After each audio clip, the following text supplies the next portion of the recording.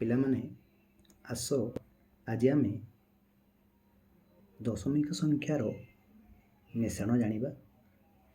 ତ ଯେମିତି ଆମେ ଜାଣିଛା ଯେ ପ୍ରଥମେ ଏକକ ସ୍ଥାନ ଆସେ ଏବଂ ପରେ ଦଶକ ସ୍ଥାନ ଆସେ, ଠିକ୍ ସେହିପରି ଦଶମିକ ସଂଖ୍ୟା ପରେ ପ୍ରଥମେ ଏକ ଦଶାଂଶ ଆସେ ଏବଂ ତାପରେ ଏକ ଶତାଂଶ ଆସେ।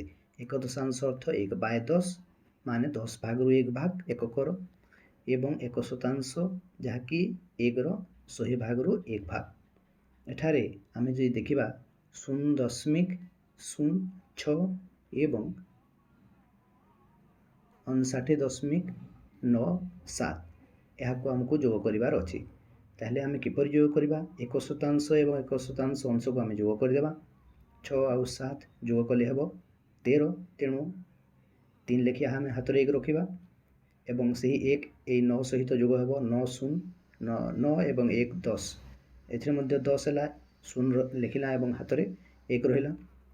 ସେ 1କୁ ପୁଣି ଏଠାରେ ଆମେ ଯୋଗ କରିବା 909 ଆଉ ହାତରେ ରହିଛି 1, 10 ହେଲା, ପୁଣି 1 ରହିଲା, ତାକୁ ଆମେ ହାତରେ ରଖିବା। ଆଉ ଏଠି 5 କିଛି ନାହିଁ ତ 0, ତାହେଲେ 505 ଏବଂ ହାତରେ ଥିବା 1 ମିଶି ଆମ 6 ହେଲା। ତାହେଲେ ଯୋଗଫଳ 60.03 ହେଲା। ଏହିପରି ଭାବରେ ଆମେ ଦଶମିକ ସଂଖ୍ୟାର ମିଶାଣ ଆମେ କରିପାରିବା। ଆଉ ଏକ ଉଦାହରଣ ଆମେ ନେଇ ଦେଖିବା।